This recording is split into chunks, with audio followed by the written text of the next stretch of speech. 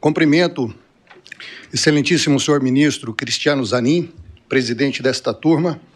Cumprimento, excelentíssimo senhor ministro Alexandre de Moraes, relator deste caso. Cumprimento a excelentíssima senhora ministra Carmen Lúcia, em nome de quem cumprimento todas as mulheres que acompanham este julgamento. Cumprimento os excelentíssimos senhores ministros Fux, ministro Flávio Dino, em nome de quem cumprimento todos os servidores desta casa. Cumprimento o excelentíssimo senhor Procurador-Geral da República, Paulo Gonet, em nome de quem cumprimento todos os membros do Ministério Público. Advogados, cumprimento também o ex-presidente da República aqui presente, profissionais da imprensa, senhoras e senhores. Os atos de 8 de janeiro certamente serão uma mancha na história recente do Brasil. O STF agiu rapidamente e com a energia necessária para combater aqueles atos gravosos. Passado, porém, aquele calor do momento, é necessário serenidade para que se evite, com a justificativa de proteger o Estado Democrático de Direito, venhamos a solapar uma de suas bases mais importantes, o devido processo legal. O Supremo Tribunal Federal vem cumprindo fielmente com a sua missão de guardião da Constituição. E o que se espera da mais alta corte do país é que ela haja sempre com isenção, que jamais permita que discussões políticas partidárias ou ideológicos contaminem as suas decisões. Essa imparcialidade é fundamental para o Brasil. E neste caso simbólico que aqui trazemos, em sua exordial acusatória, o Ministério Público Federal imputa a Anderson Torres o fato de fazer parte de uma macabra trama golpista. O que nós vamos demonstrar aqui, tecnicamente, é que em relação a Anderson Torres, a denúncia é inepta e permeada de falsas ilações. E antes de adentrar no mérito da denúncia, eu falo rapidamente aqui sobre a competência deste Supremo Tribunal Federal para julgar pessoas sem prerrogativa de foro. É necessário que haja evidente conexão com pessoas com foro aqui investigadas. Neste caso, a denúncia não teve êxito em demonstrar essa conexão entre os atos de Anderson Torres com a conduta daqueles que têm foro, portanto, processados e julgados nesse Supremo Tribunal Federal. Portanto, preliminarmente, o que se pede é que, em relação a Anderson Torres, os autos sejam encaminhados a uma das varas criminais da Seção Judiciária do Distrito Federal. Superado essa questão, passamos, então, à análise da denúncia. O Ministério Público Federal imputa a Anderson Torres 5 condutas consideradas, então, criminosas. Quais sejam elas, ministro Fux? A participação de uma live em julho de 2021. O que mais, ministra Carmen Lúcia? A participação de uma reunião ministerial em julho de 22. E mais, ele teria usado o aparelho estatal, notadamente a Polícia Rodoviária, para interferir nas eleições em favor do ex-presidente Jair Bolsonaro. E mais ainda, ele teria prestado assessoramento jurídico para possíveis atos golpistas, segundo a denúncia de 2 generais. Além de uma possível... Seguimos aqui a todo vapor acompanhando a defesa do Anderson Torres, então ministro da Justiça de Jair Bolsonaro, e também, claro, todos os pronunciamentos aí envolvendo esse dia histórico para o Brasil. Elmar Novak com a palavra. Para participar de uma live que durou quase 2 horas, e eu duvido que tenham assistido, Anderson Torres se manifestou durante meros 4 minutos finais. Lembraram que ele estava lá e o chamaram. Anderson Torres se limitou a ler um documento que foi feito por peritos criminais federais, sem fazer qualquer juízo de valor. Por isso, já mostra que é irrelevante a sua participação naquele ato. E outro detalhe importante, senhor ministro Flávio Dino, no ordenamento jurídico pátrio, a abolição violenta do Estado Democrático de Direito e tentativa de golpe foi instituído em setembro de 2021. Passou a vigorar em dezembro de 21. Portanto, essa live, senhor ministro Gonê, senhor procurador Gonê, ela não poderia servir de justificativa para o enquadramento nesses tipos penais. Em relação à reunião ministerial, Anderson Torres falou durante aproximadamente 5 minutos. Podemos dividir aqui em 3 tópicos. Primeiro, ele fala que todos os ministros devem prestar conta do que vem fazendo nas suas pastas. Segundo, ele comenta sobre a live.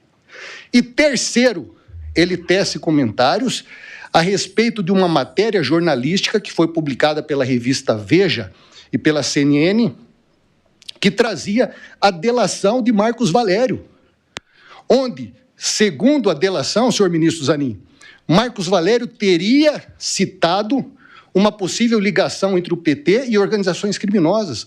Portanto, quando ele fala sobre isso, não é fruto da sua imaginação, mas ele faz questão apenas de replicar notícias que saíram em respeitados veículos de comunicação. Sobre a questão da utilização da PRF para interferir nas eleições, em nenhum momento da denúncia se aponta uma conduta concreta por Anderson Torres. Pelo contrário, se tratam de ilações, palavras de terceiro. E o que é mais grave aqui, senhor ministro Alexandre de Moraes, eles omitem que na reunião estavam presentes cerca de 15 pessoas para tratar da segurança das eleições. Ora, 15 pessoas seriam cúmplices de uma ação criminosa? É óbvio que não. A realidade é que nunca foi tratado naquele momento de qualquer tipo de policiamento direcionado. Portanto, é inepto, é uma questão que não é criminosa, faz parte da rotina da sua função. Em relação ao depoimento dos ex-comandantes do Exército e Aeronáutica, que dizem que Anderson Torres prestou assessoria jurídica ao ex-presidente da República em reunião que eles teriam participado, chama atenção, em primeiro lugar, senhor Gonê, que tanto Freire Gomes como Batista Júnior foram ouvidos como testemunhas, enquanto todos os demais que teriam participado de uma reunião golpista foram ouvidos como investigados na mesma data e no mesmo horário. Chama mais atenção ainda a postura do órgão acusatório, senhor ministro Zanin, que mesmo diante de contradições e da vagueza dos depoimentos, e mesmo Anderson Torres, com seu espírito colaborativo, tendo solicitado diligências importantes para o esclarecimento dos fatos, tem optado em prematuramente oferecer a denúncia em relação a Anderson Torres. Ora, a conclusão é óbvia, senhor ministro Fux, não havia interesse que a realidade fosse demonstrada. Os relatórios de entrada e saída do Palácio do Planalto demonstram, por exemplo, senhora ministra Carmen, que em nenhum momento Freire Gomes, Batista Júnior e Anderson Torres estiveram reunidos no mesmo local e no mesmo horário. Isso vai de encontro aos depoimentos, mostrando que os depoimentos dos ex-comandantes não correspondem com a realidade. Ao invés disso, preferiu-se dar peso descomunal a uma minuta totalmente absurda, qualquer um que lê chega a essa conclusão, uma minuta absurda, apócrifa, encontrada na casa do ex-ministro. Uma minuta que não tem valor jurídico algum, que circulava livremente, inclusive sendo distribuída para diversas autoridades, inclusive, senhor ministro Zanin, estava na internet. A Polícia Federal, senhor ministro Alexandre, numa tentativa desesperada de dar peso a essa prova, afirma em seu relatório, senhor ministro Flávio Dino, que Anderson Torres mentiu em seu depoimento quando disse que aquela minuta estava na internet desde dezembro. Ora, se alguém mentiu, não foi Anderson Torres. Nós juntamos uma ata notorial que mostra, sem sombra de dúvidas, que minuta idêntica ainda está na internet. E mais ainda, o detalhe mais importante, com a sua inserção, dia 12 de dezembro de 2022.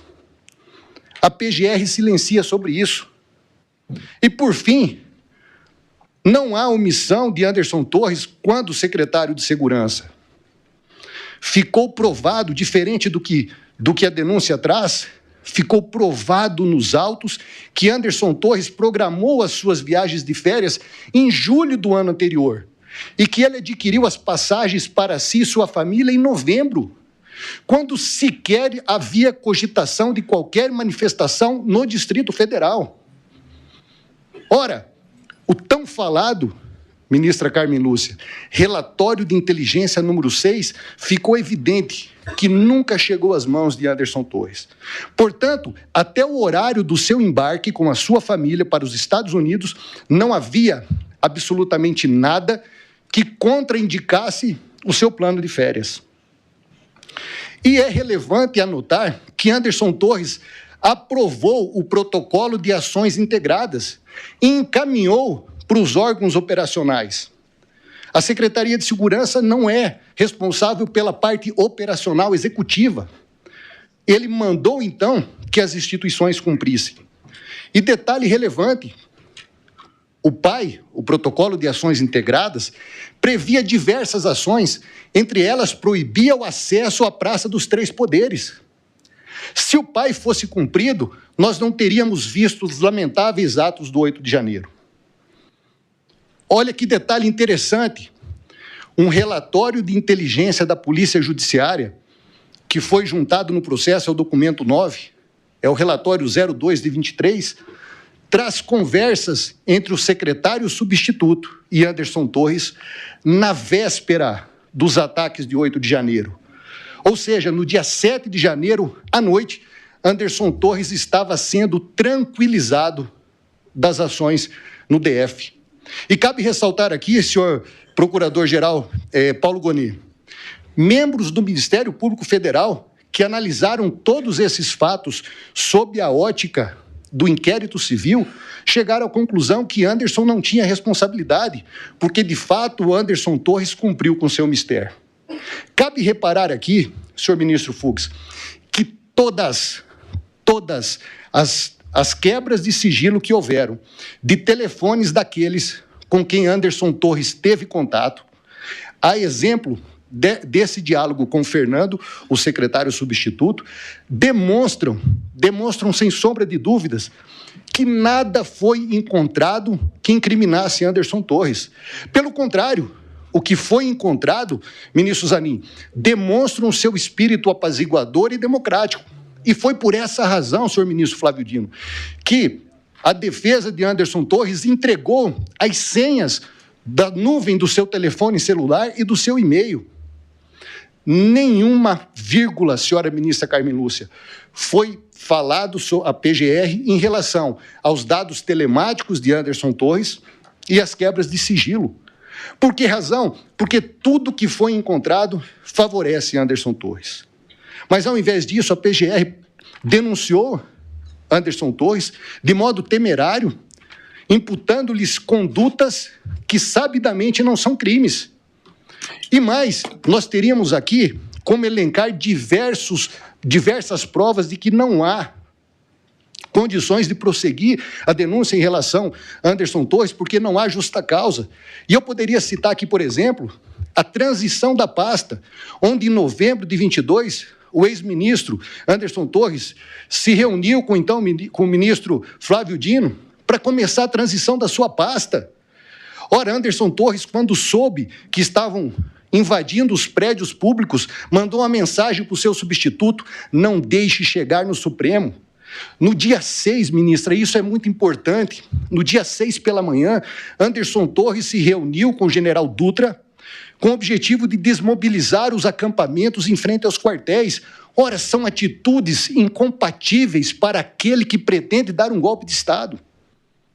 E mais relevante, e para finalizar, é que na delação premiada de Mauro Cid, um dos personagens centrais de toda essa denúncia, ele não implica Anderson Torres. Portanto, o que fica claro é que o ex-ministro da Justiça, Anderson Torres, jamais participou de qualquer ação golpista e nós devemos buscar o que é correto, justo e digno, e é por isso que nós pedimos a rejeição da denúncia em relação a Anderson Torres. Muito obrigado. Presidente, com a sua aquiescência, eu gostaria só de tirar uma dúvida. Pois não, ministro Flávio Dino. O senhor aludiu a uma data, dia 12 de dezembro, e certamente por limitação orgânica minha, eu não captei o que aconteceu no dia 12 de dezembro, que o senhor mencionou. 12 de dezembro foi inserida aquela minuta, a idêntica minuta encontrada na casa do Anderson Torres, ela circulava pela internet, com a data de inserção em dezembro de 21. Inserção onde? 22, na internet. Publicamente? Isso. Ok, agradeço ao senhor. Obrigado, ministro. Muito obrigado. Agradeço ao doutor Elmar Roberto Novak.